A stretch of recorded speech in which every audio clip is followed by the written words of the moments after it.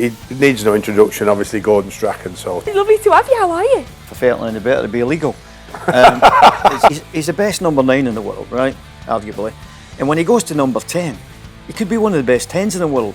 So the shape was fine, but there was absolutely no physical contact whatsoever. I would have played Shankland because of the season that he's come off. Listen, you could have played Kenny Dalglish up there. It wouldn't have made any difference. There was lots of stories about Thomas Gravesen from his time at Celtic. Oh! It's time for another episode of No Tippy Tappy Football, brought to you by William Hill. We are filming this the morning after the England game. It's the first weekend of the Euros. That's Sam Allardyce. Easy. Sam, my hay fever's awful as well. Have you got hay fever? it sounds like it, doesn't it? I don't know where that came from. Did you enjoy the first week? Well, we'll get into the games, but have you enjoed the Euros being on? No. What we do first, give me a mask. I want a mask. I'm sitting too close for this season and coughing and spluttering. We haven't even started yet. I told you about this. We've got a fantastic guest today, by the way. I know we jumped the gun before we get into it. No, it's all good. The man alongside me is a great sense of humour, I think, and we clashed arms when he was manager of Southampton, now manager of Bolton, many years ago, between 2001 to 2004, I think it was, before he left, wasn't it? Yeah. And obviously we've met up a few times on the telly recently. The last time he came over to Leeds when I was there to try and give the lads a boost and help us try and stay in the Premier League, which unfortunately for us didn't work out at all. But it's a great welcome to everybody, and he needs no introduction, obviously, Gordon Strachan. So Gordon, thanks very much for coming. Really appreciate it. Yeah, delighted to be here. Mine's hay fever, I swear, Gordon, you're safe. All right. You're safe around me. Yeah. Good. Well, I'm going over there then. It's lovely to have you. How are you? Listen, I'm great. For fairly any better to be illegal.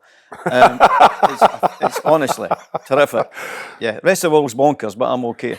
Before we get on to England and Scotland, I just wanted, you mentioned that you had some battles. Is there any memorable touchline stories or battles or moments that you had with each other? Because I imagine they were fun, and we're only 5 minutes into this podcast. Well, as you can well imagine already, I wouldn't take him on verbally because I'd lose hands down, like I mean. So he's far quicker witted than I've ever been, like I mean. But I think we focus on both of our teams.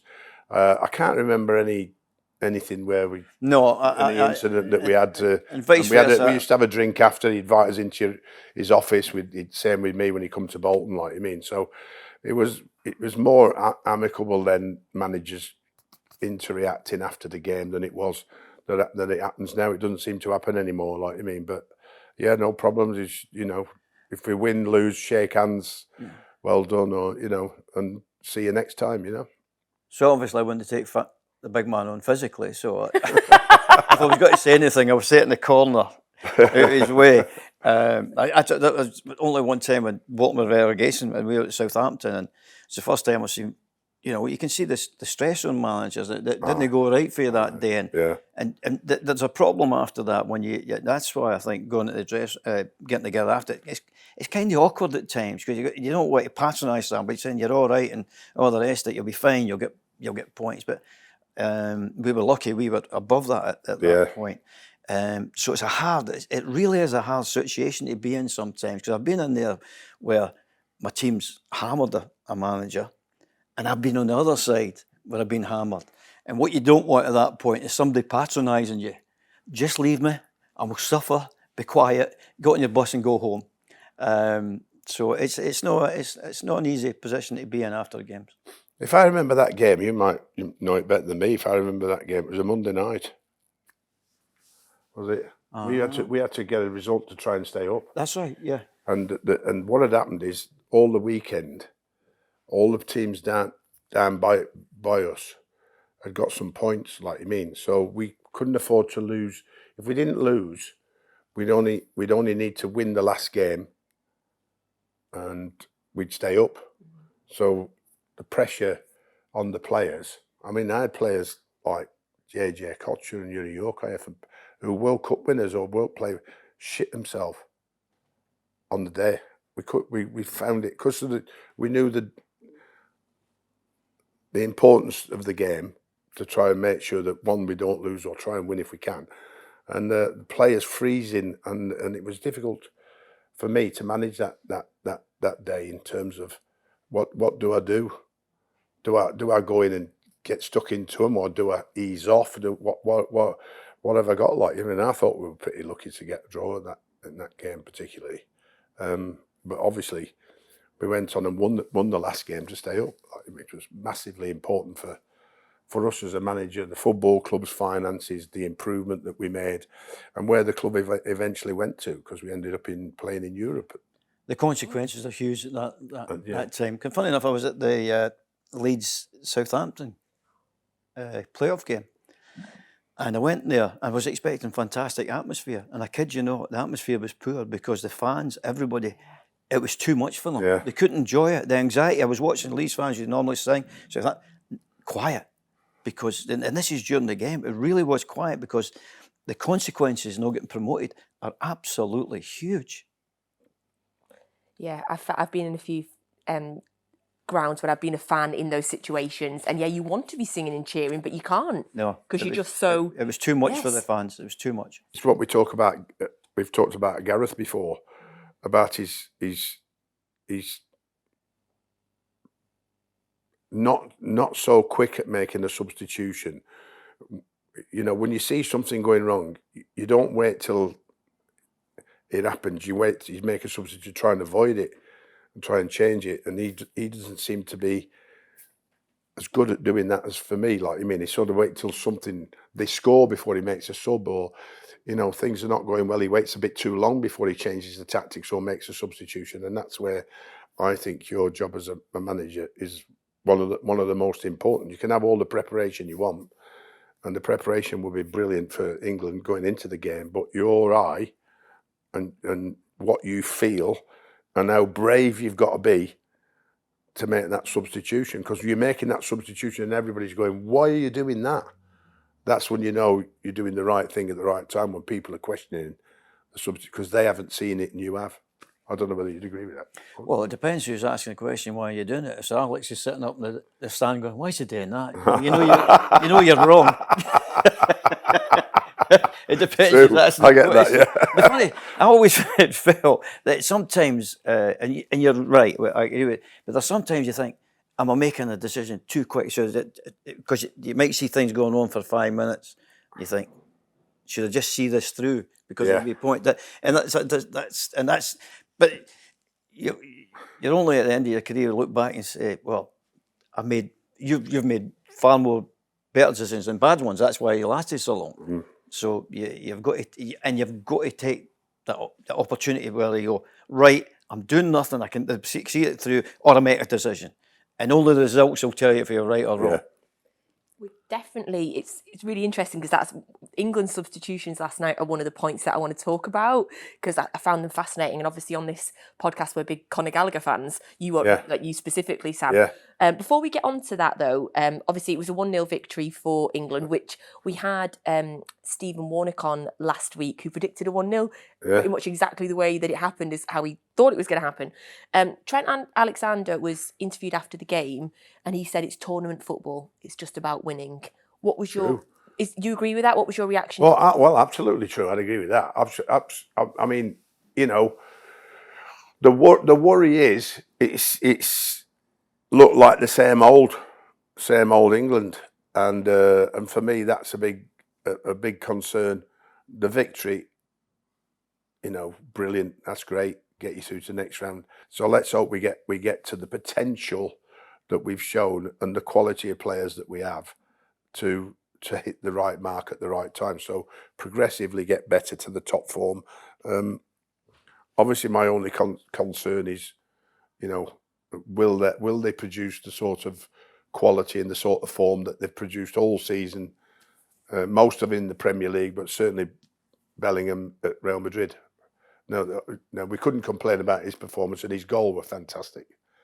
It just shows you that a good old-fashioned cross still means a lot if you keep doing it the right way and you keep attacking the ball when you put the cross in. I just think far too many wide players playing on the opposite side of the strong foot reduces the amount of crosses we deliver today, and it comes more from a fullback than it does from a wide man. So it's just my opinion, like you mean. But you know, his timing of his run and the determination, because he blew the defender out with a great header, and I thought that was it. We was going to go on from there, but it got progressively worse instead of better, and that was the worry for me. Why do you think that was? It seemed to be this nervous energy of we don't want to lose this lead, and it was like, let's go off the front foot and let's go on the back foot, and we give the opposition far too much room to start to play and probe. And when you're 1-0 up, you get more and more nervous. I'm nervous at home, thinking you need another one, you need another goal. Like you mean, there's somewhere along the line as fewer chances as Serbia had, there's always that worry that just one chance or one mistake and they could score, and that would be, you know, it wouldn't be a disaster, but it would bring a lot more criticism. So, and I was just disappointed in the performance in the second half particularly, and I suppose I got myself hyped up more than I expected, more than what they got, but certainly in the end. Today, 1-0 win is a 1-0 win, and that can be forgotten as long as they improve their performances. Yeah, the 3 points being the key, and the 3 points are there. A lot of the talking points, and we talked about it last week, Gordon, a lot of the talking points was around Trent and where he was going to play, and obviously he did start in midfield.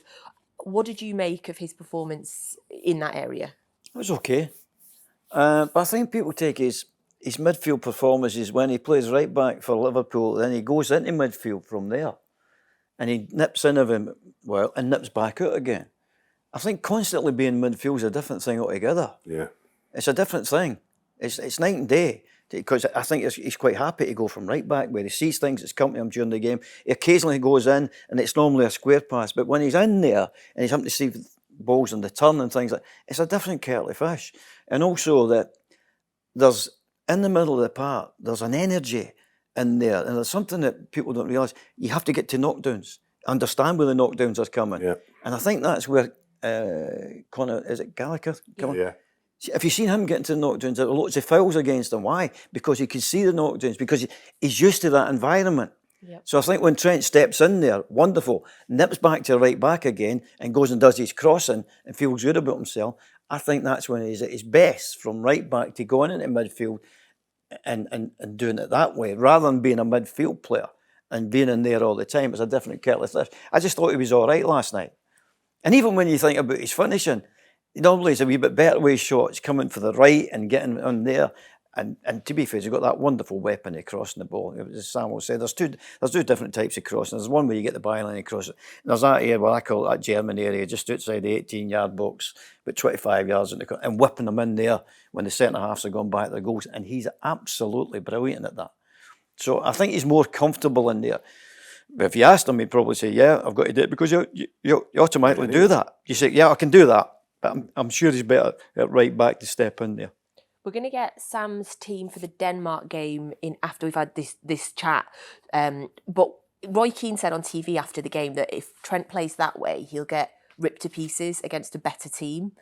But would you keep playing him in that position, Sam, so that he's got the chance to get better before the bigger teams come? Well, it's just a case of what do you want with a better team, and if you wanted a defensive role midfield wise, because you're playing against a much better side, you play Conor Gallagher instead of Trent, because Conor will give you that energy in terms of, like what Gordon said, knockdowns, winning knockdowns, but also closing the opposition down. And I think you could give him a particular, because I worked with him when he was young at West Brom, and for a team that struggled so badly, this lad never got his head down. He was only 19, and he was first on our team sheet because of the fact that he did the hard yards, he did the unseen stuff, which was we didn't have a lot of the ball when we were at West Brom struggling at the bottom of the league, but he was the one that was trying to push the team on, shutting down, closing down, actually turning around and saying, "No, come on," to the rest of the team. You know what I mean? He had this drive, this inner drive you could see, so I think that against a better team, it would be him, because you'd need to do a specific job on, say, Gundogan, if they play Germany, and then say, mark him out the game. And I think he can do that. Seeing how good Gundogan was just rubbing salt into my still open wounds about the fact that he doesn't play for City anymore. Is that why you've not talked about Scotland yet? We're putting it off, Sam. We will get to it. And then we'll be positive. Yes. I mean, I'm disappointed. Listen, we all know my parents are Scottish, so I have a great affection for Scotland, like you mean, and want them to do really well. As I said before, we started the Euros, like you mean, but that looked like fear. I know what Gordon thinks. It looked like fear on the day. It looked like they had the lead boots on. They couldn't get anywhere near the Germans, sadly. Yeah. We'll do a whole section on Scotland in a minute. I can't wait, actually, because I want to get Gordon's thoughts on it. In terms of the substitutions for England, so you mentioned Conor Gallagher. I thought he was really good when he came on. Yeah. I thought Bowen was really good when he came on as well. The substitutes, though, Gordon, considering he brought on a Gallagher, a Bowen, as opposed to like a Palmer or an Eze, was that a signal that he was wanting to just defend it, or I know, because some England fans are always calling for it to be more attacking. No, but he's bringing on two people who've been involved in the setup for a wee while, so they understand it. The other two guys have just come into the setup, and I think at that point, you bring on some people who have been used to playing with these guys, understand what's going on. I think he's lucky he could bring in a few people, to be honest with you. But these two have got real energy, whether Palmer and Eze can do the hard work. Because if you looked at Bowen in the last couple of minutes, he's making blocks. He stopped a cross, which Sam would love. He's took a hit on the chest because he's actually got his angle right. And if that ball goes in, there's a problem, because they're giant Serbian team. So he's done everything right. So I think from that point of view, he's got whether Alice is his name? Yeah. Whether he could have done that, or whether Palmer could have done. I don't know about that. I think he's got that. I can attack, but I definitely know how to defend as well. So I think that's why he's brought him on. He's bringing somebody who can work that hard, but somebody can score goals as well. Yeah. I have a suspicion that Conor Gallagher might be in your starting 11 when we get to that. Obviously, clean sheet, which you will have been. Oh, absolutely, yeah. I mean, from a defensive point of view, there's little or no. There was one or two. There's only one or two anxious moments, but there was nothing really I can even remember that was remotely looking like Serbia going to score, unless it was going to be a big mistake by us defensively. I felt, or one of the Serbians pulled off a wonder goal. So, from that point of view, defensively sound, clean sheet, not many chances conceded. It's just the other end, not being able to break the opposition down, not being able to create more chances. Harry Kane, one touch in the first half. As Gordon said today before we come on here, that's hard to do. Just get one touch in the first half. You know what I mean? Referees get that sometimes when they get the way. They do go, all right, you get it. It's a free kick. One touch, Harry. Like you mean? What did you make of that then? Obviously, that was the first half, but what did you make? Well, of he that? was marked particularly well, and he had a particular problem on the fact that he was getting physically challenged. He was fouled 6 times in the game. Yeah. And probably a lot more than that they managed to get away with. But they were like touch tight all the time when he received the ball. So that's where you go off deep. I mean, Harry's not the player that would cause a problem running in behind. It's not his game. It's not his strength. So, but if you had somebody in the locker running that way, it might give him more space. And I think that was the problem. The midfield players, for me, should have been making runs beyond Harry Kane when we're in good possession, and that would have released Harry a bit more, because the defenders would have to drop off Harry and drop in and pick up the midfield players making runs in behind and playing the ball in behind. And I just started shouting at the telly like an idiot again. Too slow, too slow, too slow, too slow. Passing sideways, backwards, sideways, backwards, sideways, backwards. And for me, that gives the opposition so much time to get behind the ball and block off any attacks that England need to make. Where through the lines as quick as possible, variation of play, diagonals, balls in behind, balls into feet, and the variation of that causes a lot more problem. And I didn't see that. There's a couple of things, variation of plays, right? But it's funny enough, I think Alan Shearer was going, stay up the park, stay up the park, stay up the park. Do you know what the best players in the world, when they're not, they go and drift to get a touch, just to feel good about themselves and get a touch. I mean, one touch is, it's like playing golf. You're not getting one shot every 9 holes. You know, you don't. And if you say, right, there's a hard shot on it, no, I've no practice. These top players, and what he can do is, he's the best number 9 in the world, right? Arguably. And when he goes to number 10, he could be one of the best 10s in the world, which you can turn and see people. And as Sam says, you need people running past them. And Foden and Bellingham can do that. And with Saka, if you look at Saka when he plays, he does that spin and comes in the park and goes. So I like about it. So I think if actually Harry came to the ball, you probably you don't know what comes first. Harry comes to the ball or runs first. So if Harry comes to the ball, people will run in behind Harry and he'll be able to pick it up and hit the best passes you've ever seen. So I was actually saying, go deeper, just get involved in the game, get a nice touch and see if people will run in behind you at that point. Because Harry staying up there kept 3 centre-backs there and there was nowhere to really run for the Bellinghams and the Sakas and things like that. So it was interesting. It was interesting. If I was him, I would have went back there just to get a feel of it, just to feel part of the game because there's a chance coming up soon.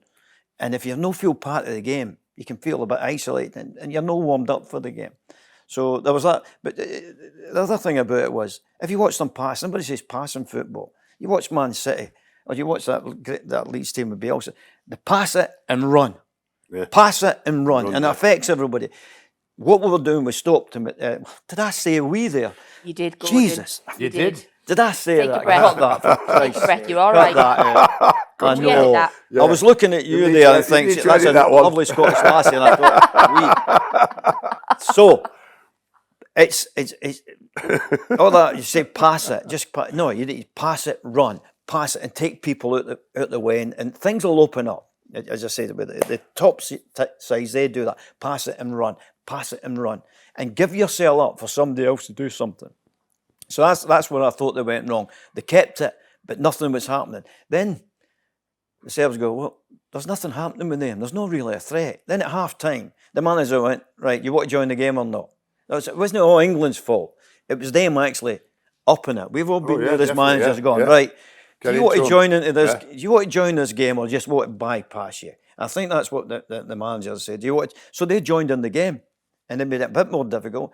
As Sam said, there wasn't many great chances, even with Pickford's save. I mean, if that goes in, you go, there's something wrong with the goalie. Yeah. You know, seriously.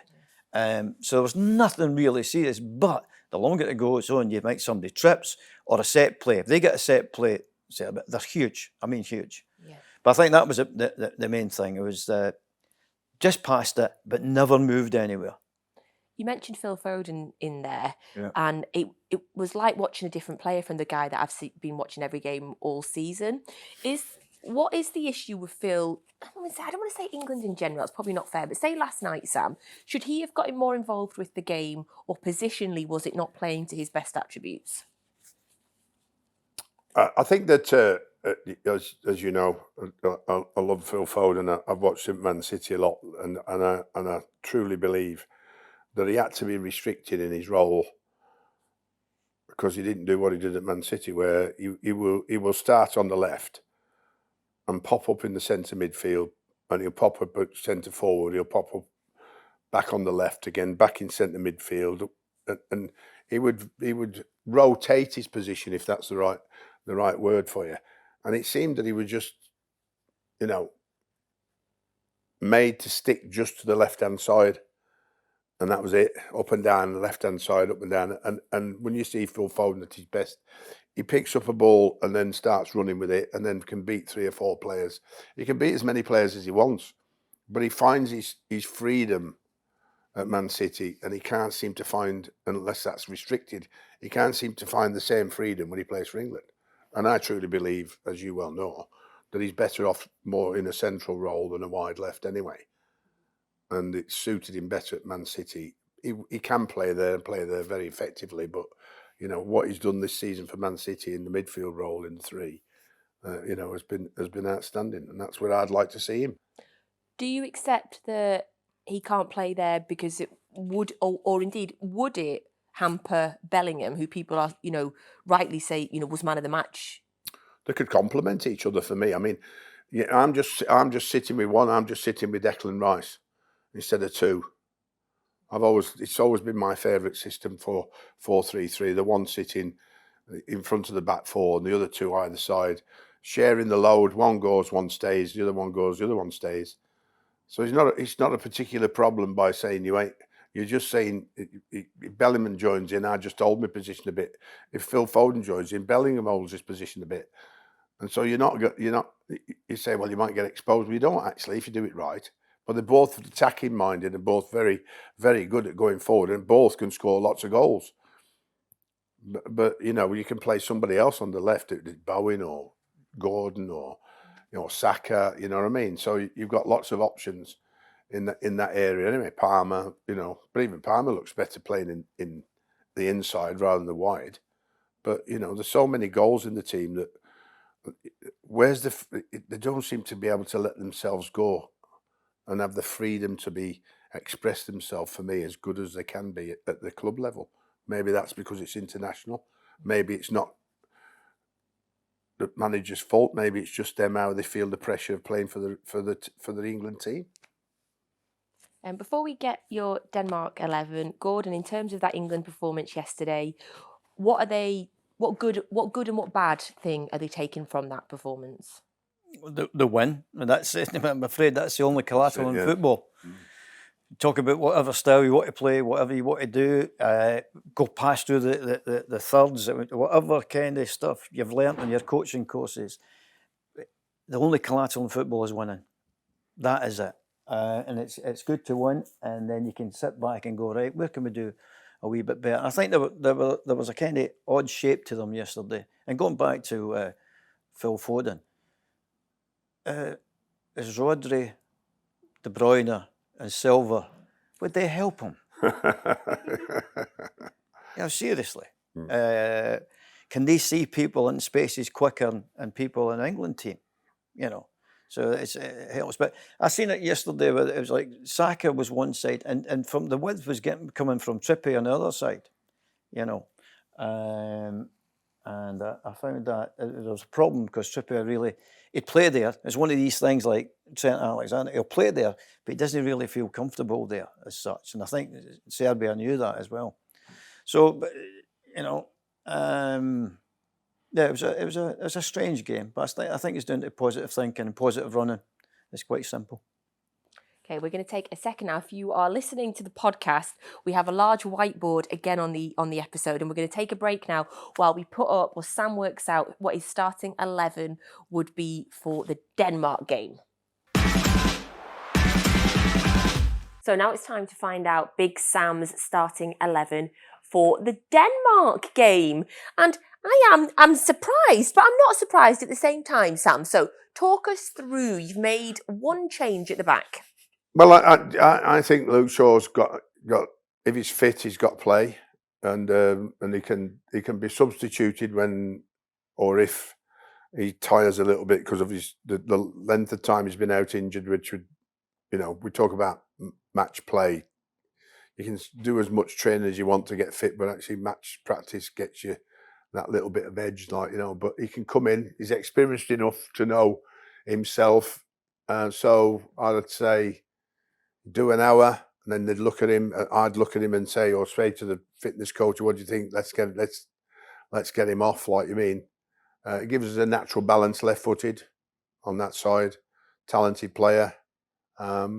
So I think that's a simple change for me. Looking at what we were talking about and the effect that Bowen had as a substitute when he came on, and I think he can come in on the left with Saka on the right. I think I've gone for my favourite three in midfield with just the one holding position, Foden on the left, Bellingham on the right, Declan Rice doing a lot of the sitting. But, when people say, is that over-attacking? Well, in my experience, when I've always played that position, you'd say, if Bellingham goes, Foden stays. If Foden goes, Bellingham stays. So they hold a good partnership like that. They can get forward, they can support, get beyond Harry Kane. So I just think as an attacking formation, it's a lot better to break Denmark down and score more goals, which we need to. I was thinking that you might have had Conor Gallagher in there. Is that an option for later in the tournament? I think so. I think this. I don't think they'll play like this. I still think they'll have the holding two. You know, I still think Gareth loves that, the two sitting, and he'll do that again. And probably it would be Conor Gallagher and Bellingham in there.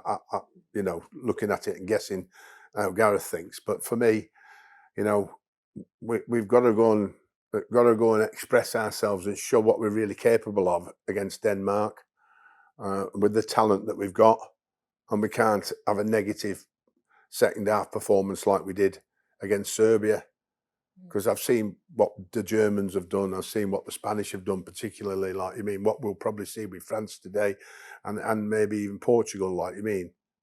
You know, that's going out and, you know, getting the praise that they deserved. England's win, very important 1-0, but you know, it wasn't the sort of performance that we expected. What was you thinking in terms of Bowen over Anthony Gordon on that side? Because of what he did when he came on as a sub, I think he added something to the team, both, as Gordon said before, both in an attacking point of view and a defensive point of view. You've got to be able to do both at international level, you know, and you know, one of the reasons England will have a chance of winning is if they keep that defensive solidarity. If you go through the whole tournament only conceding a couple of goals, you'll end up in the final. So from that point of view, we look good, and that will get you a long, long way, because that gets most teams, as you well know. I always talk about clean sheets. The more clean sheets you get, the more success you'll get. You know, and if they concede the least goals in this tournament, I think they'll be in the final at the end of it. Whether they'll win it or not, we'd have to wait and see. Gordon, would you make any changes to Sam's starting 11 for the Denmark game? No, but I'm just looking at it. I like the front six. I've got about 120 goals between them this season. Yeah. And top division. So I don't think any other team can do that in this tournament, have 120 goals. I might be wrong with that. I'm just guessing off the top of my head, but that's fantastic. But I have absolutely no problem with Phil Foden and Bellingham playing there, because both the day of the two crunching sitting midfield players is gone. You have to be able to intercept, get to knockdowns, outthink people. And Bellingham can easily go back there. What would happen if it goes like that? Walker or Luke Shaw would go in and play in the middle of the park when England go, so they're kind of a wee bit safe. Again, back to Man City, where Kyle Walker goes in and makes it a 3 there. One of the fullbacks go in and help Rodri. That'd be Declan Rice there. But having these people ahead of them, but these guys are good enough to nip back in. Foden to play beside them in midfield as well. So is Bellingham. And they're also good enough legs to go past Saka, past Bowen, to allow them to get on the ball as well. So I think that's something England can do. I really don't think England need two sitting midfield players. I think you have people of intelligence who, when they lose the ball, can go back into a decent shape. That's all you need. And it'll allow you more attacking players on the pitch. 2 seasons ago, John Stones was one of the best midfielders in the world. Well, he can step in there. He would do it from where Walker was playing now, step in and play square to Rodri and people like that. So it's, again, when Man City set up, and that's the way you can do it here. So when you go to the ball, three in the middle of the park, then a 2, and then you've got these 5 guys up front, that kind of W formation, which somebody mentioned last night, and I've been saying for 5 years since I've seen Man City doing it. And it's amazing in history. The team I supported, and you probably know, is Hibs played that, called the famous 5. It was the same shape. Yeah. 2 wingers, inside forwards, and a striker. So history repeats itself. It's starting to repeat itself. Look at other systems. The history repeats itself. But I was looking at, I've got in the house presentations of the new systems compared to the old ones, like how Real Madrid played, how Hibs played, things like that. And I looked at a system, and one of your friends set it up. One of your best friends. I looked at France in 2018, where they had Mbappe playing out wide, Giroud, Griezmann just off from 3 in midfield, but tucked into the one side, and Matuidi, who was on the left-hand side, Mbappe playing it. So they tucked in the 3 and allowed the fullback to go out. So that's where they got the width of the fullback. You know, Aberdeen did that in 1980. Yeah. Exact same way. Exact. Sir Alex Ferguson done it years ago when I used to push in on one side and allow a boy called Stuart Kennedy to come bombing along this. It was the exact same thing. So if you actually look at the history of football, all these things have been done before. It might be quicker, it might be stronger, but the actual systems have been done before. Love that. Love that from you both. Thank you. So for our YouTube viewers, we're going to have another switch around of the board because we're going to have a good old chat about Scotland now. Please excuse me, I just want to stop this episode quickly because Big Sam and I just want to say a huge thank you to you for supporting No Tippy Tappy Football, whether you are listening or watching or doing both. Sam and I absolutely love doing this podcast and we couldn't do it without you. So take a second, please, and subscribe or follow wherever you are watching or listening to us. We're also on Twitter, No Tippy Tappy Football, and we have our own YouTube channel. I know everybody says it, but it really would mean a lot to us, and it means that we can keep getting bigger and better guests the more followers and the more subscribers we have. And then you can go and tell all your mates that you've done Big Sam a favour. So thank you for listening. It's now time to move on and have a chat about Scotland. For our podcast listeners, this won't be any different for you. For our YouTube watchers, you will realise a stark difference in the budget when we talk about Scotland. We have not had individual magnets made. We have blue dots, and I'm not saying the production staff think we won't get a lot of time out of having individual Scotland magnets made, but they haven't done them, and we're not best pleased, are we, Gordon? But we'll work with it. We'll have to deal with that. We're used to that in Scotland, getting abused by you guys down here. Just taking us for granted. Take our whiskey, take our oil. Don't even allow us to use our own money down here, and we get that. Can you not use Scotland money down here now? No. Honestly, people look at you You're and joking, go, what is no. that? It's, Really? it's incredible. So I start my rant about whiskey, tourism and all the rest of it, and you want to take my fiver. My dad starts his rant about legal tender. It's legal tender. You Well, have to take it. I've looked So- it up. It's actually no, really. They can turn it down. So I've spent 25 years moaning and groaning at the shopkeepers that you should be able to take it. But My dad still does. Right, obviously it did not go the way that we were, well, maybe it went the way exactly the way my dad thought it was going to go, but it didn't go the way I hoped. I'd really hoped, Gordon, we were going to get a draw. I thought the togetherness of the camp, the way that they usually are so structured and hardworking, I thought we were going to get a draw. Well, funny enough that when people ask me previous to the tournament, before it started, and I said, listen, whatever happens, whoever plays against Scotland will get a tough game. Yes, that's what I It's thought. exactly what I thought, that if it's 1-0 against us. I never seen that coming. So that was a surprise because in my house with all the Strachans over, I went 1-0 Germany, hoping it'd be our Gav went 1-1. But some member of our family went 4-0 for Germany. I'll no mention his name, but obviously he's related to me, but not now. So I couldn't see that coming.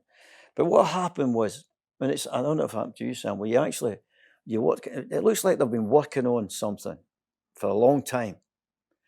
And you get them out when they play. Yeah, okay, the shape when they're defending looked okay. But it was like a practice match where nobody touches anybody. No. Exactly that. Gaffer, you've told us to stay. Yeah, No, but the part is you have to no. go up against people and get up against them and push them and slide tackle them. Get your arms across them. It was like, fine. And actually, if I was a Hungarian coach, I would say, do you want to do that? And do you also want to get up against Tony Kroos, who's one of the best passers of the ball in the game? Or do you just want to leave him? Because if you look at the first goal, Scotland are back in their shape, but there's no really a problem. Midfield players went back on the back three, and Tony Kroos has received it and had a look and go, can I pass it there? And he decided to pass it diagonally out there, and it was a goal. Yeah. And the second goal is he's got the ball in midfield and passes it through people. So the shape was fine, but there was absolutely no physical contact whatsoever. So we never actually won the ball. Only time we won the ball back was about 18-yard box. And it's a long way to go for there. I think the teams you're looking at now are up against people and winning it in midfield or winning it in the other team's half and counter-attacking it. That's why we never got any attack. I don't think we had a shot at goal. No, our goal was an own. I don't think we had a shot at goal because we went so far back and we couldn't get out of there because they surrounded us. It allowed them to come up in a pack with a passing. So when the ball breaks down, they're in a pack and they go for you. And we never met them at the halfway line or even just at 10 yards instead. We went all the way back, and that was our problem. We looked. I didn't recognise us. I didn't recognise where the yes. We looked scared. Yeah. I think that you've got to bear in mind that the expectation is built from Scotland, and rightly so, on the back that they've been great. This is the second time they've qualified. You know what I mean? Which means that they've got some experience. They've dealt with it before. But you're dealing with a host nation. You're dealing with a German side that's had a lot of criticism and been put under huge pressure to be doing better and doing well. And it looked like me that the system was fine, but the system's not fine unless you trigger the front foot and somebody starts the closing down and the rest follow. If nobody does it, then you just sit back waiting for the quality of the German side to pass. You can have 11 behind the ball with the German side, but Kroos can pass through you. Gundogan can get in the hole between the midfield and the defence and turn with the ball and run at the back four. Then all of a sudden, the Scottish defending is going farther and farther back, ending up in their 18-yard box. Then just clearing the ball, then it just coming back again, clear it back again, and eventually that. When you're like that, you're setting you're yourself waiting. well.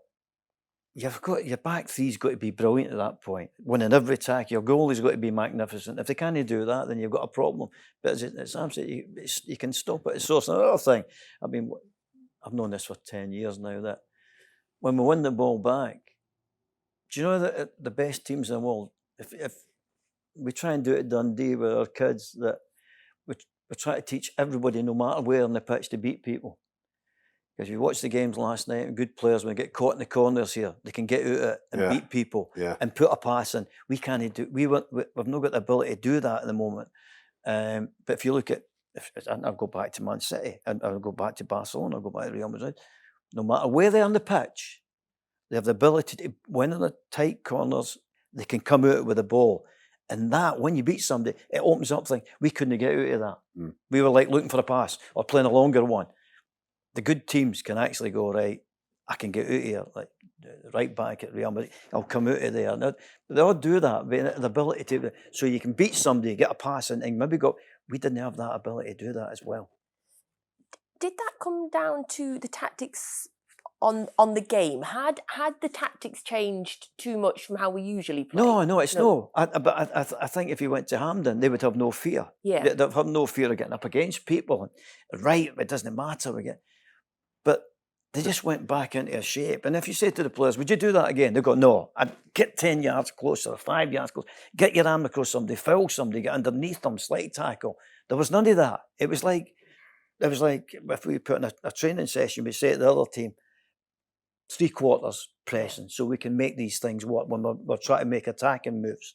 And that's what we look like, we're 3-quarter press. And we really couldn't get out that mode. And the funny thing about it is when we try to get the ball back, and you hear the pundits say, the wing backs need to get up the pitch. And how do you do that without the ball? You get that. I always hear that. Rubbish, it's a good one, isn't it? You hear the pundits say, they need to get they need to take the wingers back. Yeah. What with? We've not got the ball yet. Imagine the wing back charging up the pitch. Where are you going? Well, the pundits saying, we've not got the ball. We've not got the ball. I think we had 17% possession at one point. I know. Yeah. I know. And in terms of the team, one of the big talking points before, and me and my brother were talking about it right before the team came out, is would you play Billy Gilmour or not? Which, by the way, if you notice, we always say Billy Gilmour. We never say Billy or Gilmore. Right. We always say Billy Gilmour.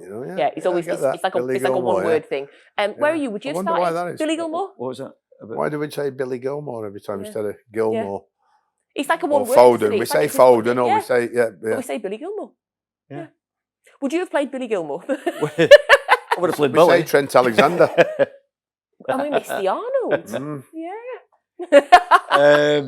I was surprised when he wasn't playing because he's one of these guys that, as I say to you, when you get the ball back, it's imperative you get your first pass away. Correct. Or be brave on the ball. Yeah. And then you probably get past 2 or 3. If you get to 3, then you've probably got to keep the ball for a bit.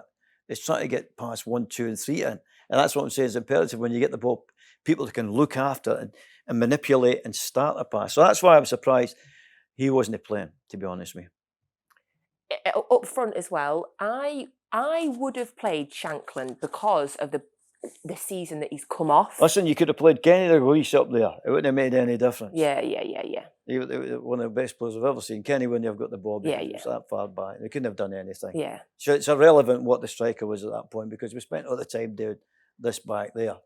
And they were just too good for us, to be honest with you. Shankland's the best finisher. You know, systems don't matter, Natalie. In the end, you could pick. You can. We talk about systems as managers and coaches because, you know, we portray that the experience of what when we pick this system, and that system. But with the players, don't perform. No system's any good.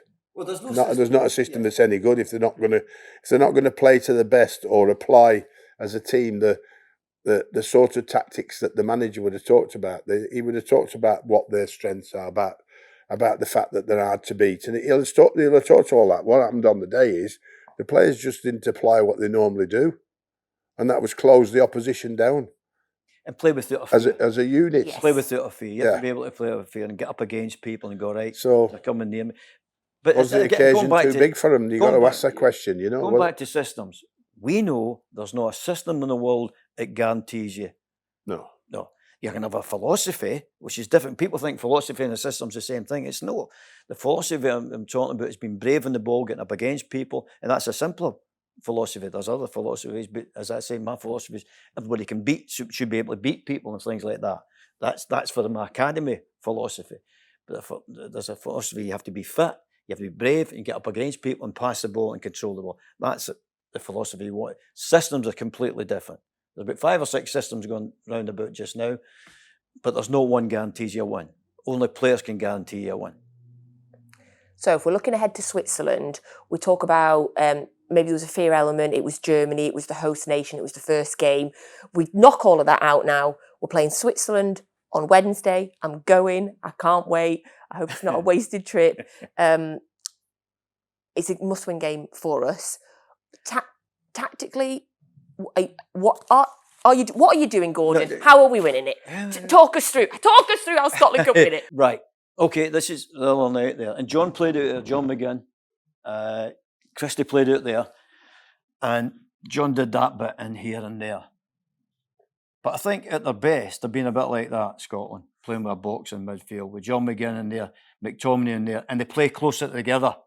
So when you win the ball back, you can actually, it's only a 5 or 10 yard pass, instead of looking for him out there and looking for him out there. So you work at that and you make sure that they pass wide. So you're like that. And then they can make the runs from there to there and there to there. That's what they do. And also gives you a better chance of winning the ball in the middle of the park if you go like that.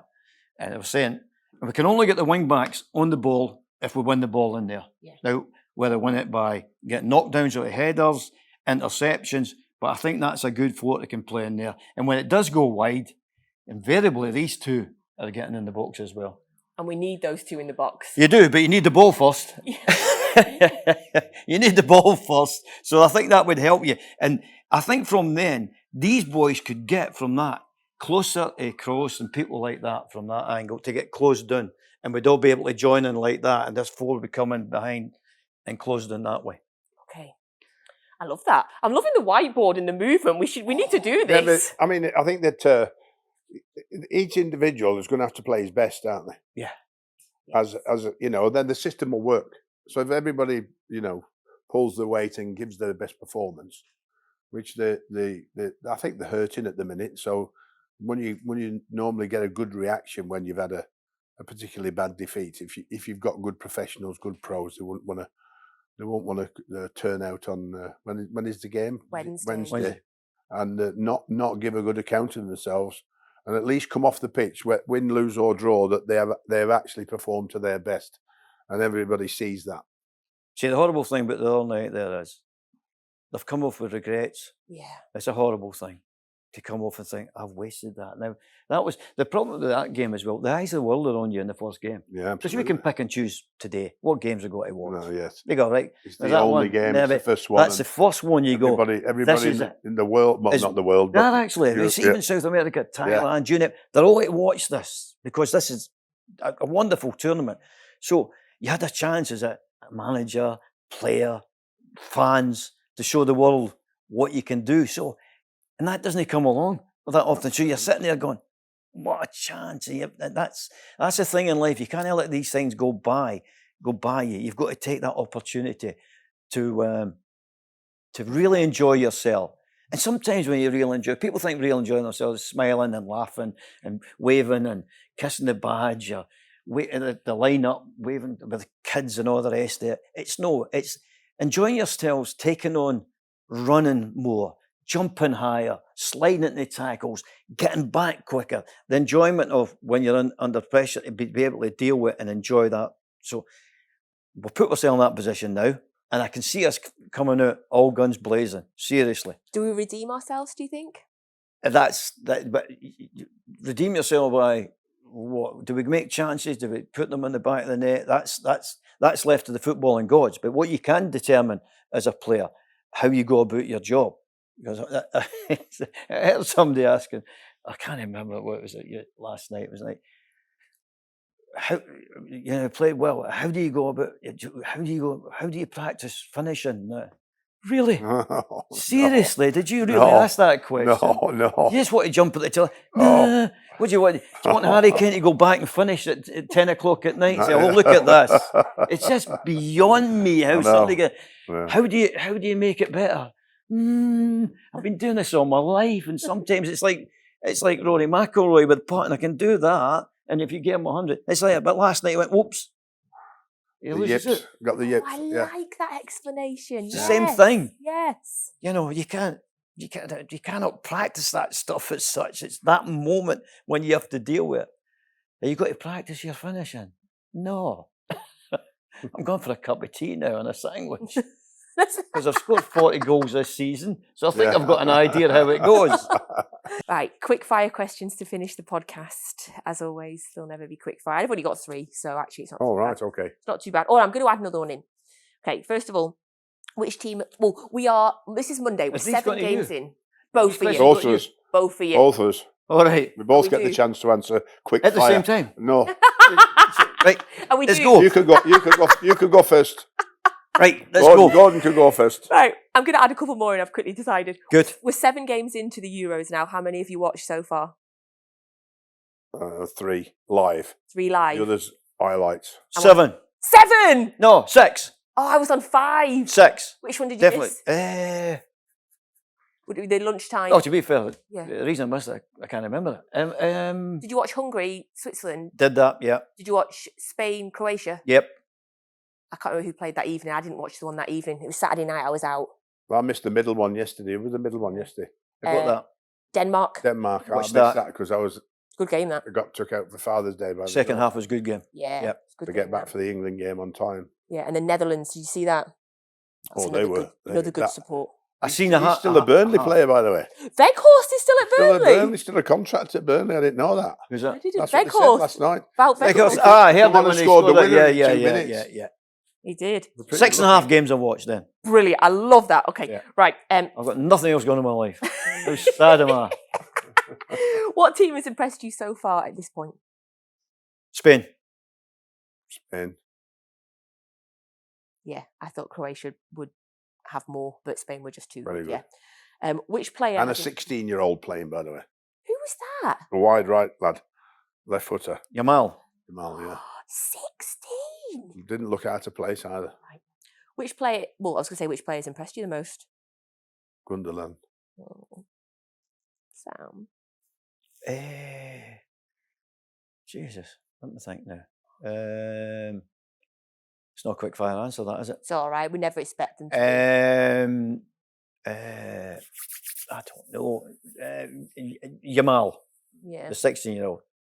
Yeah, it wasn't brilliant, but for 16 and some of the things he did, you just breathtaking.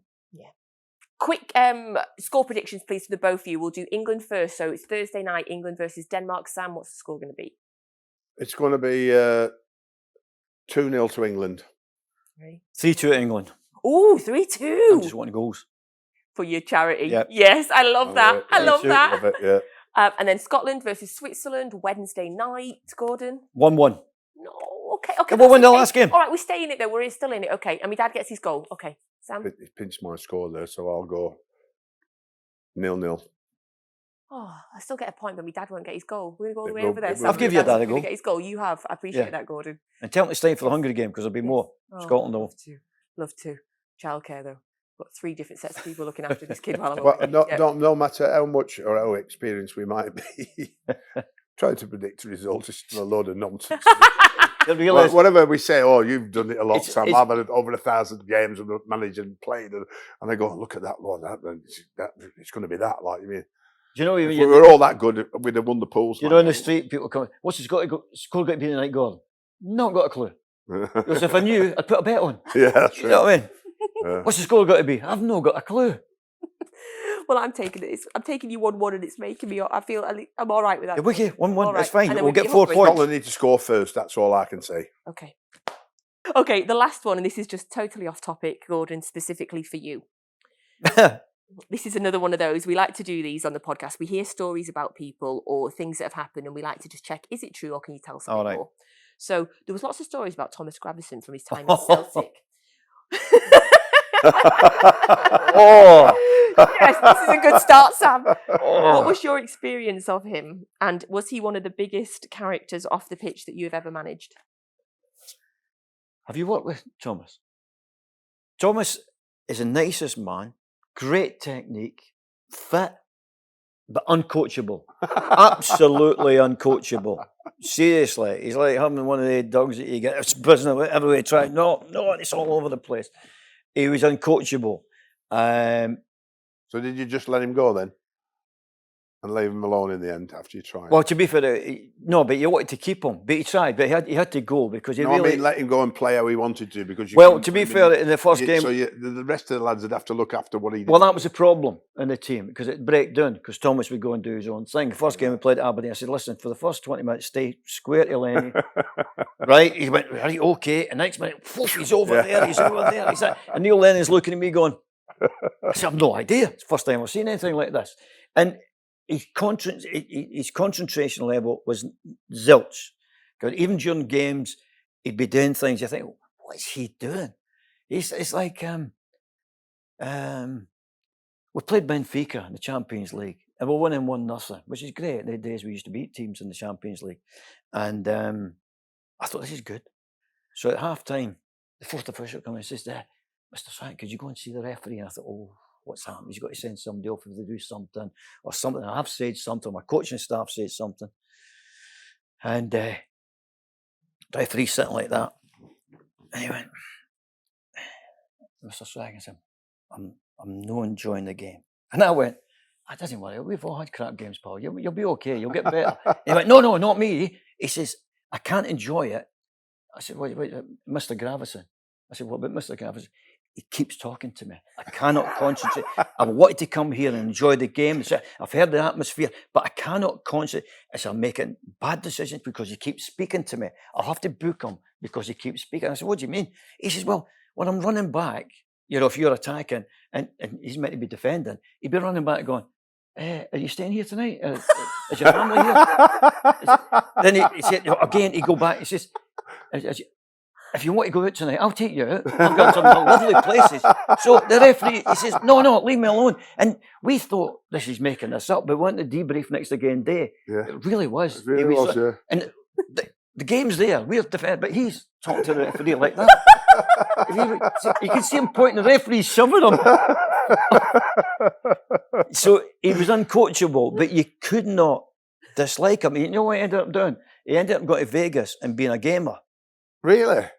That's what he did. He was a gamer and he made millions from being a gamer. Because he could concentrate on one thing, but you couldn't have two things. They do that. So you can sit in front of things for 8 hours. Poker then?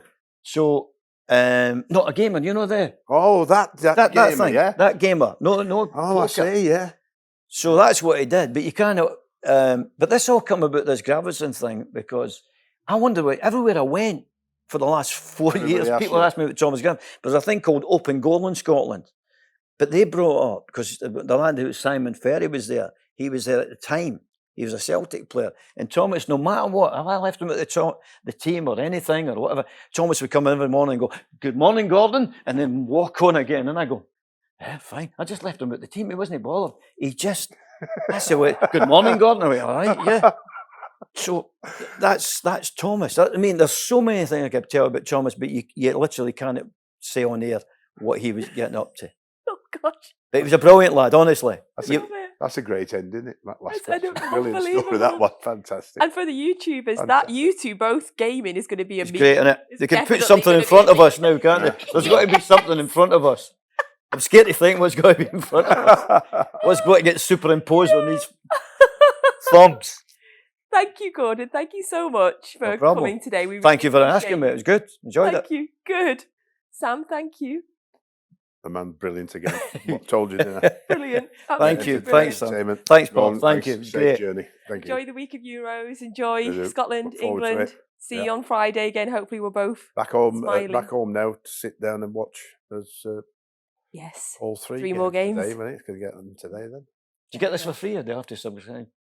Free this. Is it free? Free. Oh, that's wonderful. Yes. We all owe it all to William Hill for paying for it. Well done, So we William can have it Hill. for free. Yeah, the brilliant go. William Hill's done fantastic for us. Thank you very much for watching another episode of No Tippy Tappy Football, brought to you for free by By William William. Hill.